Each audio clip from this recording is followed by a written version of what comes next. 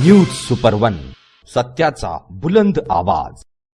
अशाच ताज्या महत्त्वपूर्ण घडामोडी बघण्यासाठी सबस्क्राइब करा न्यूज सुपर वन। मुख्यमंत्री देवेंद्र फडणवीस यांच्या नेतृत्वाखाली छत्रपती संभाजीनगरमध्ये तिरंगा रॅली काढण्यात आली।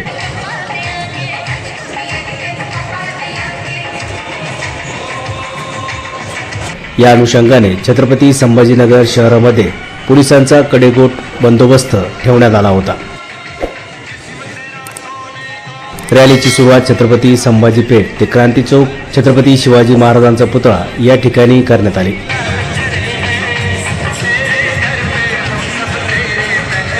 या ठिकाणी मुख्यमंत्री देवेंद्र फडणवीस यांनी विशाल जनसमुदायाला संबोधित केले। जय भवानी, जय भवानी, जय जय जय जय जय भवानी, जय जय जय जय शिवाजी। अरे कुठे गेला आवाज? जोरदार आवाज पाहिजे। वंदे वंदे वंदे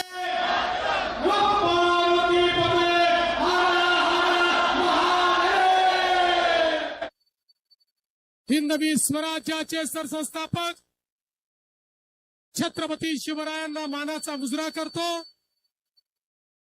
भारतीय राज्यघटनेचे शिल्पकार भारतरत्न डॉक्टर बाबासाहेब आंबेडकर यांना मानवंदना अर्पित करतो।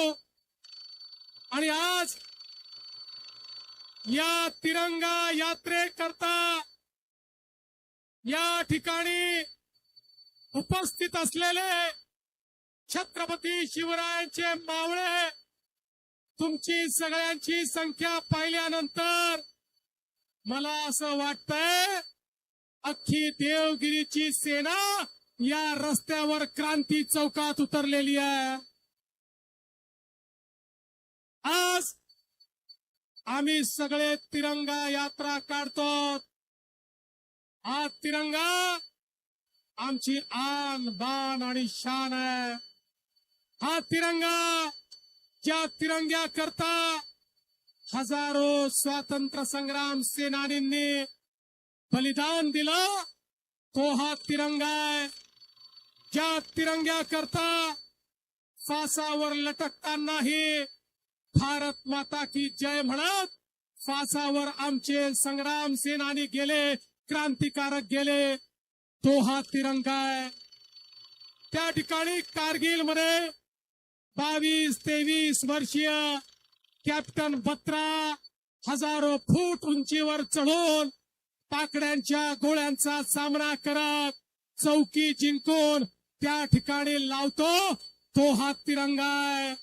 हा तिरंगा तो तिरंगा आहे ज्या तिरंग्याने ऑपरेशन सिंदूर मध्ये पाकिस्तानच्या आतमध्ये घुसून आतंकवाद्यांचा खात्मा केला, तो हा तिरंगा आहे। बंधू भगिनींनो, हा तिरंगा आमची पहचान आहे, आमचा वजूद आहे, आमचा आत्माभिमान आहे। आणि म्हणूनच देशाचे प्रधानमंत्री माननीय नरेंद्र मोदीजींनी आपल्याला एक संदेश दिला। 9 ऑगस्ट क्रांती दिन, ज्या दिवशी महात्मा गांधींनी इंग्रजांना सांगितलं होतं चले जाओ भारत छोडो, आणि भारतीयाला विनंती केली होती करो या मरो, एक शेवटचा निकराचा लढा। त्या 9 ऑगस्ट क्रांती दिनापासनं 15 ऑगस्ट स्वातंत्र्य दिनापर्यंत आम्हाला आमचा तिरंगा घेऊन या तिरंग्याचा सन्मान करत आपल्या मातृभूमीच्या प्रेमाने ओतप्रोत होत या ठिकाणी तिरंगा यात्रा काढायची आहे। खरं म्हणजे मला आनंद आहे, मुंबईची यात्रा अतिविशाल यात्रा होती, पुण्याची यात्रा त्याही पेक्षा विशाल होती, पण आज छत्रपती संभाजीनगरने सगळे रेकॉर्ड तोडलेले आहेत। आज छत्रपती संभाजीनगरमध्ये केवळ तिरंग्याचं वादळ पाहायला मिळत आहे, तिरंग्याचं वादळ पाहायला मिळत आहे. बंधू भगिनींनो, आपण बघू शकतो माननीय मोदीजींच्या नेतृत्वामुळे या भारताने गेल्या एका दशकामध्ये जो विकास केला, 2014 पूर्वी या भारताला एक कमजोर देश म्हणून पाहिलं जायचं. अरे आतंकवादी यायचे, बॉम्बस्फोट करायचे आणि निघून जायचे, आणि भारत केवळ निषेध करायचा, धिक्कार करायचा. हिम्मत नव्हती.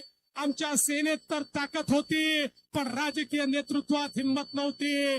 पण मोदीजी आले आणि मोदीजींनी सांगितलं, खबरदार, जर भारतावर वाकडी नजर करून बघाल तो घुसके मारेंगे, घुसके मारेंगे. आणि आमच्या सेनेने घुसून मारून दाखवलं.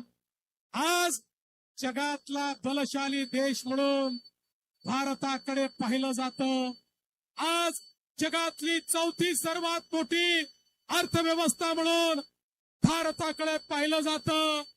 10 वर्षामध्ये ज्या देशाने 25 कोटी लोकांना गरिबीत वर आणलं, तो देश म्हणजे आमचा भारत देश. अशा प्रकारे या भारताकडे पाहिलं जातं.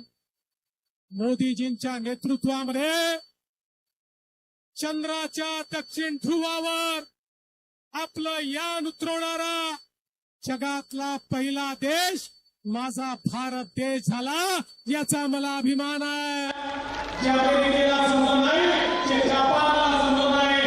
भारताने करून दाखवलं, आणि म्हणून आज भारत प्रगती करतोय. आपला महाराष्ट्र प्रगती करतोय. 2013-14 साली ज्या महाराष्ट्राची अर्थव्यवस्था 12-13 लाख कोटीची होती, 10-12 वर्षामध्ये आपण ती अर्थव्यवस्था या ठिकाणी 50 लाख कोटी पर्यंत नेली. या महाराष्ट्रामध्ये एक मोठं परिवर्तन झालं. आज आपण पाहतोय मोदीजींच्या नेतृत्वात इतक्या मोठ्या प्रमाणात देश बदलतोय.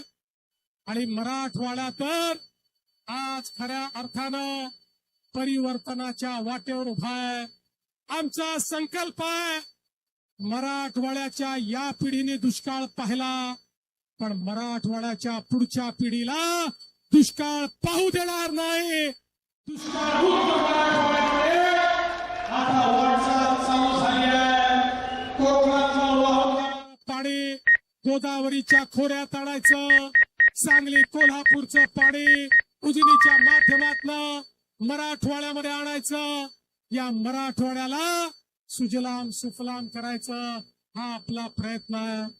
आज मोदीजींच्या नेतृत्वात भारताने आपली जागा जगातली सगळ्यात मोठी तिसरी स्टार्टअपची इकोसिस्टीम म्हणून तयार केली.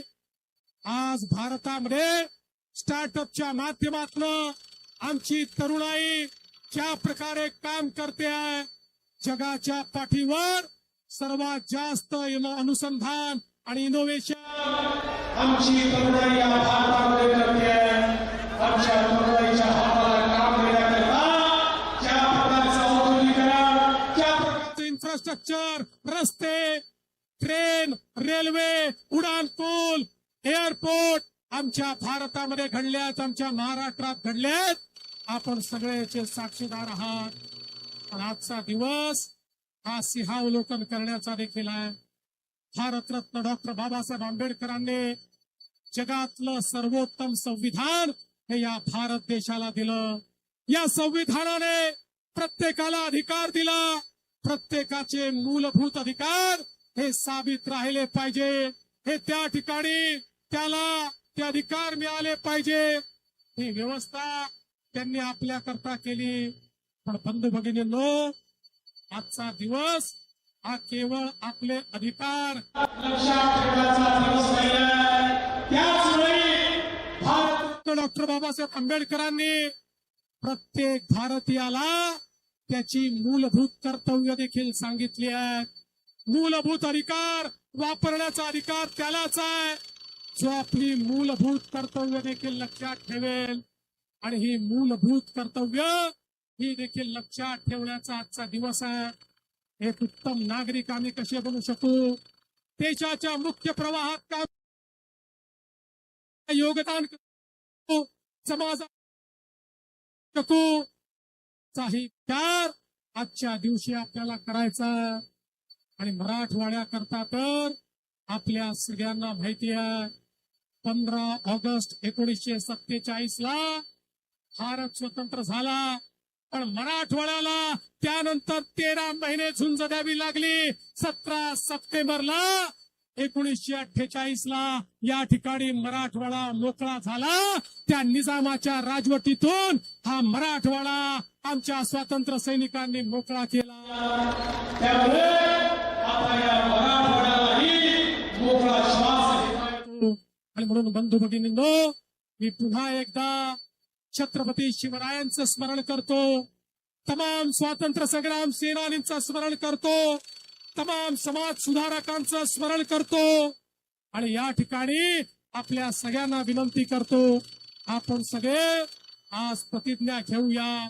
आमच्या जीवनामध्ये आमच्या स्वतः करता तर जगू, आमच्या परिवार करताही जगू, पण त्यासोबत समाजाकरता जगू, आमच्या राज्याकरता जगू आणि आमच्या देशाकरता जगू. आणि आवश्यकता पडली तर या देशाकरता मरायला देखील आम्ही तयार राहू. या तिरंगा रॅलीमध्ये 50,000च्या आसपास जनसमुदाय सहभागी झाल्याचा अंदाज व्यक्त करण्यात येतोय. या बंदोबस्तामध्ये पोलीस कमिशनर प्रवीण पवारसह 4 डीसीपी, 7 एसीपी, 25 पोलीस निरीक्षक, 1600च्या आसपास पोलीस कर्मचारी यांचा बंदोबस्त तैनात करण्यात आला होता. न्यूज सुपरबनसाठी अनिस कुरेशी, छत्रपती संभाजीनगर.